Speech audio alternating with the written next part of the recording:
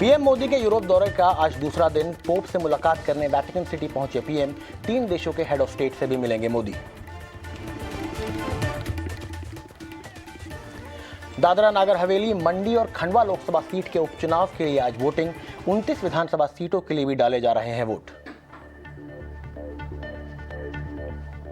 सितंबर में 7 महीने के निचले स्तर पर कोर इंडस्ट्री ग्रोथ। ज्यादा बारिश के चलते इंडस्ट्री ग्रोथ 11.5% से घटकर 4.4% रही।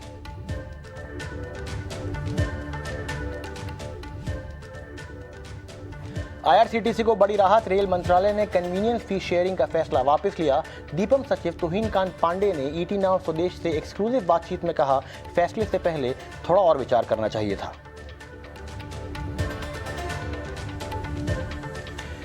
कर्मचारियों को सरकार का दिवाली तोहफा। सूत्रों के हवाले से खबर, पीएफ पर अब 8.5% मिलेगा ब्याज। फाइनेंस मिनिस्ट्री ने दी मंजूरी। बीपीसीएल के विनिवेश की प्रक्रिया तेज। विनिवेश से पहले कंपनी के एलपीजी मार्केटिंग बिजनेस दूसरी कंपनियों को दिया जा सकता है। ईटी नाउ स्वदेश की एक्सक्लूसिव खबर। एप्पल और अमेजॉन के कमजोर नतीजे के बावजूद अमेरिकी बाजारों में तेजी। डाउ रिकॉर्ड स्तर पर बंद हुआ। एप्पल को पछाड़कर माइक्रोसॉफ्ट बनी दुनिया की सबसे बड़ी लिस्टेड कंपनी।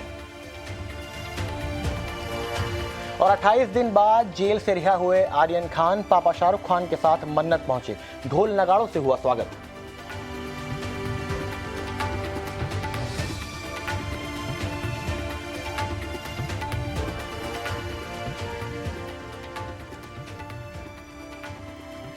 नमस्कार, स्वदेश खबर में आपका स्वागत है। मैं हूं उत्कर्ष चतुर्वेदी। सबसे पहले बात कर लेते हैं प्रधानमंत्री के यूरोप दौरे की। प्रधानमंत्री नरेंद्र मोदी के यूरोप दौरे का आज दूसरा दिन है। पीएम अभी पोप फ्रांसिस से मिलने वेटिकन सिटी पहुंचे हैं। आज मोदी फ्रांस के राष्ट्रपति इमैनुअल मैक्रोन समेत 3 राष्ट्राध्यक्षों से भी मुलाकात करेंगे। फ्रांस के राष्ट्रपति से मोदी की जो मुलाकात है वो काफ़ी अहम मानी जा रही है। दोनों के बीच पिछले महीने आकस के मसले पर भी बातचीत हुई थी। पीएम इसके अलावा इंडोनेशिया के राष्ट्रपति और सिंगापुर के प्रधानमंत्री ली हसेन लुंग के साथ भी बैठक करेंगे।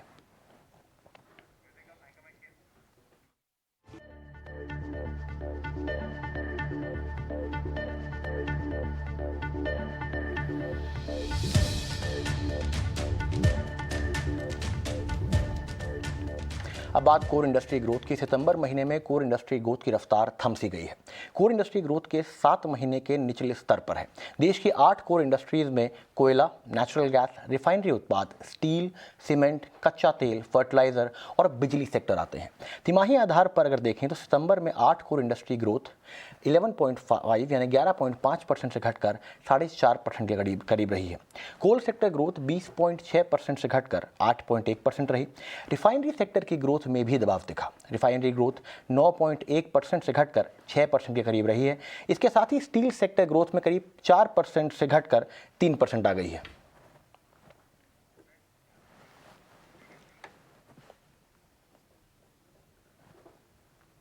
अब बात कर लेते हैं अमेरिकी बाजारों की।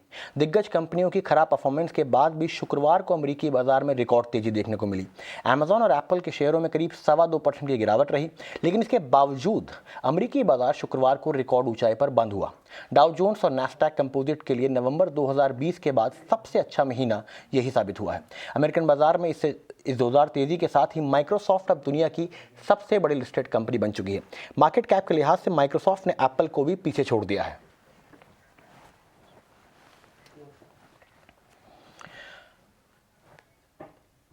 अब बात उस खबर की जिसने शुक्रवार को काफ़ी हेडलाइंस बनाई। रेल मंत्रालय ने आईआरसीटीसी की कन्वीनियंस फी का 50% हिस्सा साझा करने का जो आदेश था वो वापस ले लिया है।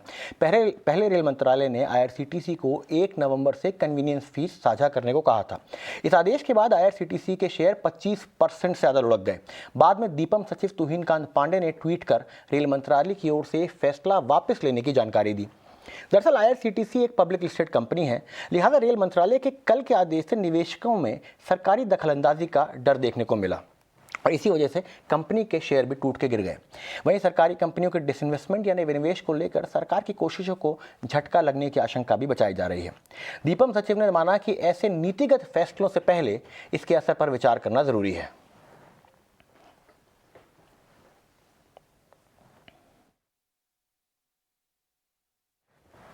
रेल मंत्रालय और आईआरसीटीसी के बीच कन्वीनियंस फी साझा करने का फैसला वापस लेने के बाद ईटी नाउ स्वदेश के मैनेजिंग एडिटर निकुंज डालमिया ने एक्सक्लूसिव बातचीत की दीपम सचिव तुहिनकांत पांडे से, जहां पर उन्होंने कहा कि सरकार निवेशकों के हितों का ख्याल रखेगी।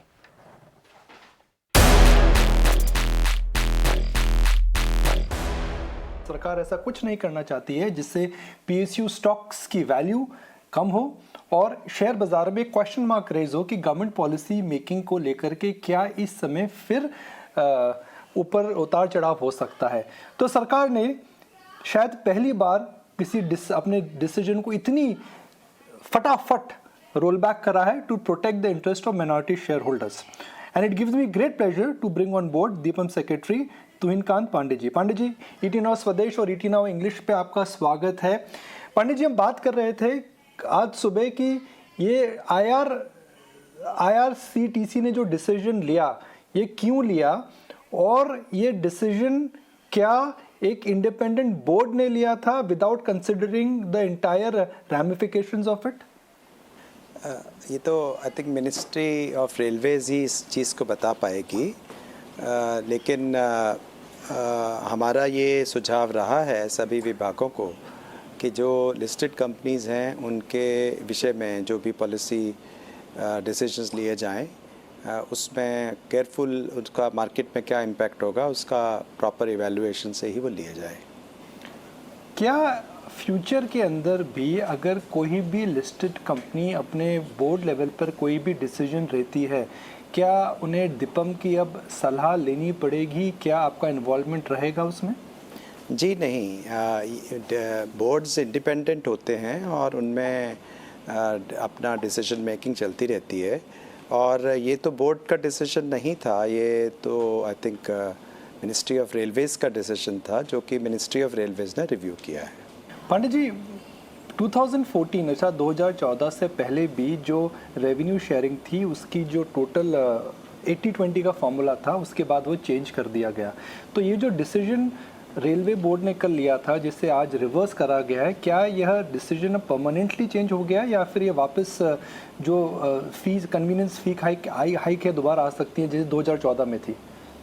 देखिए, मैं तो आपको यही बता सकता हूँ और इस बारे में आप मिनिस्ट्री ऑफ रेलवेज से संपर्क कर सकते हैं, बट मैं आपको ये आज ये बताना चाहूँगा कि वो उन्होंने ये वाला डिसीजन विड्रॉ किया है और इम्पैक्ट देखा है और सोच समझ के इसको विड्रॉ किया है। आईआरसीटीसी की सीएमडी रजनी हसीजा ने कन्वीनियंस फीस को वापस लेने के लिए रेल मंत्रालय का शुक्रिया अदा किया है। हमारी सहयोगी नयनतारा राय ने आईआरसीटीसी की सीएमडी से एक्सक्लूसिव बातचीत की। आइए सुनते हैं।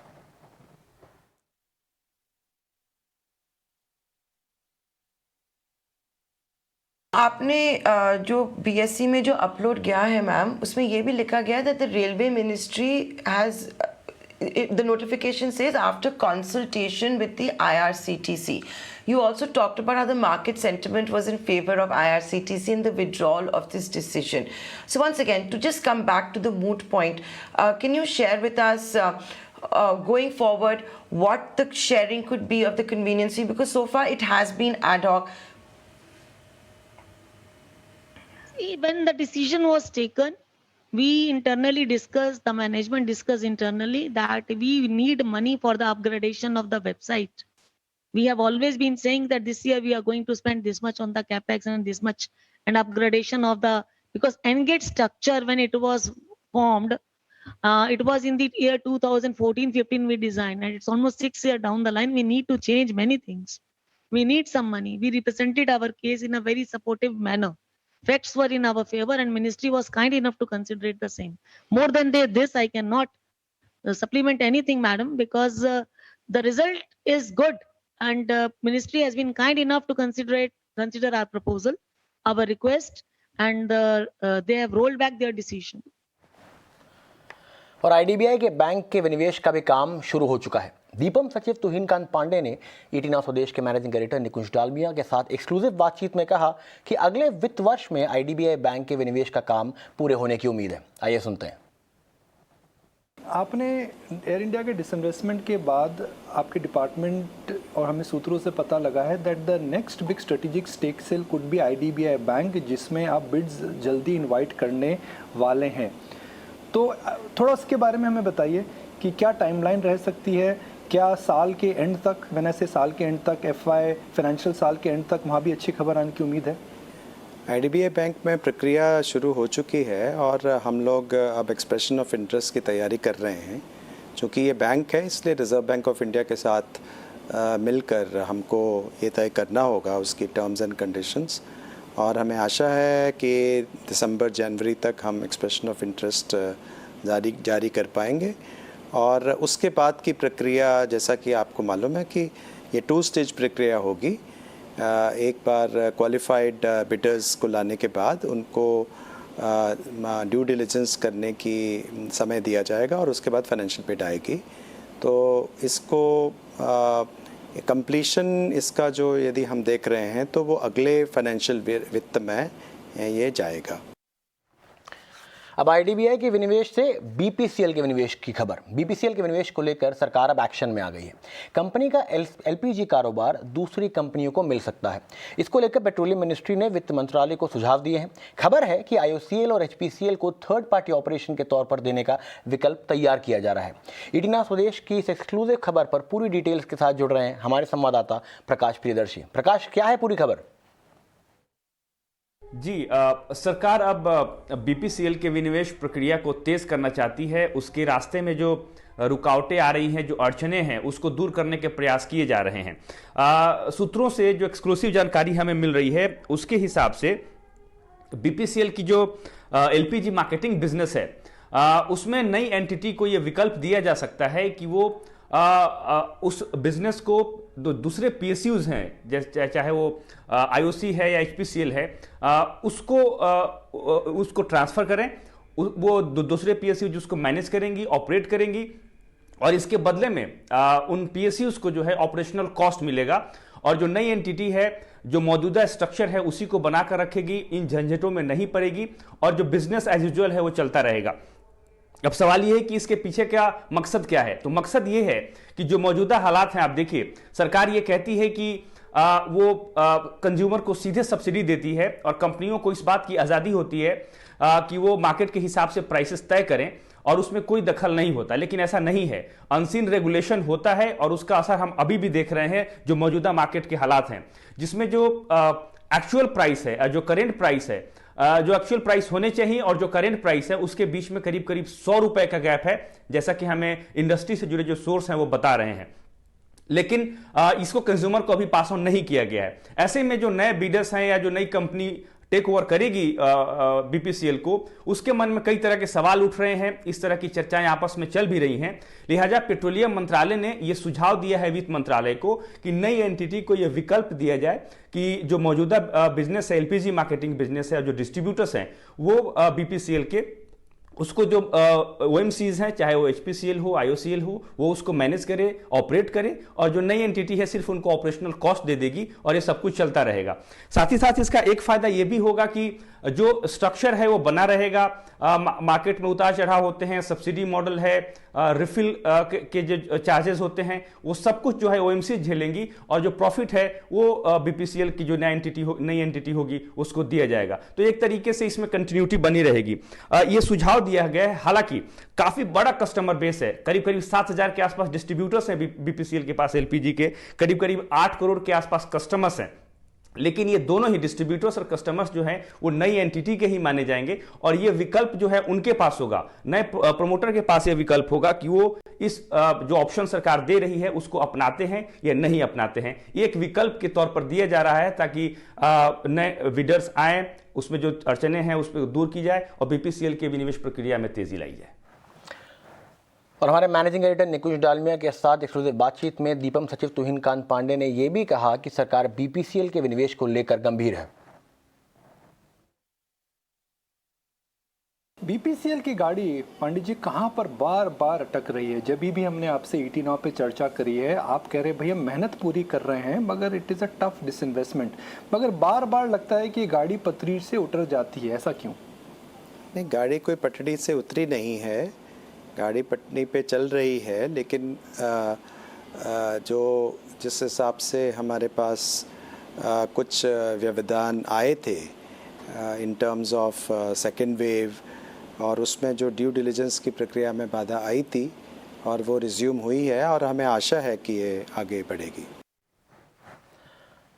अब बात कर लेते हैं ऑटो इंडस्ट्री की, मोटाउन की। सेमीकंडक्टर की कमी से ऑटो कंपनियां अभी तक परेशान हैं। ईडी नाउ स्वदेश से बातचीत में मारुति के ईडी शशांक श्रीवास्तव ने कहा कि डिमांड सेंटिमेंट तो पॉजिटिव है, लेकिन सेमीकंडक्टर की सप्लाई की दिक्कत अभी तक बनी हुई है। अगर हम डिमांड पैरामीटर्स की बात करें तो ऐसा लग रहा है कि पॉजिटिव सेंटिमेंट है। चाहे अगर आप बुकिंग्स की देखें या इंक्वायरीज की देखें, अच्छा फ्लो आ रहा है। और लेकिन जहां तक सवाल है सप्लाई साइड का, वहाँ सेमीकंडक्टर और इलेक्ट्रॉनिक कंपोनेंट्स को लेके इशू बने हुए हैं, और ये सितंबर और में सबसे ज़्यादा थे। अक्टूबर इज़ अ लिटिल बेटर, और मेरे नज़र में नवंबर भी शायद अक्टूबर से बेहतर होगा। और जो कि इतनी गाड़ियां सप्लाई नहीं हो पाई हैं पिछले कुछ हफ्तों में, यही वजह है कि जो पेंडिंग बुकिंग्स हैं वो बढ़ गई हैं। मारुति सुजुकी के लिए तो वो आंकड़ा जो है 2,75,000 पहुंच गया है। और ये भी हो रहा है कि इस वजह से जो डिफरेंट मॉडल्स हैं हमारे, उसमें वेटिंग पीरियड्स बढ़ गए हैं। और इनपुट कॉस्ट के मामले में शशांक श्रीवास्तव का कहना है कि स्टील और कुछ महंगे मेटल्स के दाम काफ़ी तेज़ी से बढ़े हैं, जिसका असर देखने को मिला है और उन पर कॉस्ट प्रेशर काफ़ी ज़्यादा है। अगर आप पिछले साल देखें, मई के महीने से और पिछले महीने तक जो बहुत तेजी से इनपुट कॉस्ट बढ़ी है। हमारा जो मटेरियल कॉस्ट है, अगर आपने पिछले क्वार्टर के रिजल्ट्स देखे हों तो उसमें अब वो हमारे टोटल कॉस्ट के स्ट्रक्चर में 80.5% है, जो अभी तक आज तक कभी ऐसा हुआ नहीं था। तो अनप्रेसिडेंटेड तरह के इंक्रीज हुई हैं कमोडिटी की प्राइसेस। आप स्टील लीजिए, पिछले मई में 38 रुपए किलो थी, वो 72 रुपए किलो तक गई। अब थोड़ा सा उसमें कमी आई है। या आप जो प्रेशियस मेटल्स हैं, रोडियम है, पैलेडियम है, प्लेटिनम है, उसमें बहुत जबरदस्त उछाल आया था। और यही वजह है कि जो प्रेशर है कॉस्ट के ऊपर वो बहुत ज्यादा है। यूनाइटेड स्पिरिट्स की एमडी और सीईओ हिना नागराजन भी ईटी नाउ स्वदेश से जुड़ी और उन्होंने कंपनी के नए प्रोडक्ट लॉन्च पर क्या-क्या कहा, आइए सुन लेते हैं।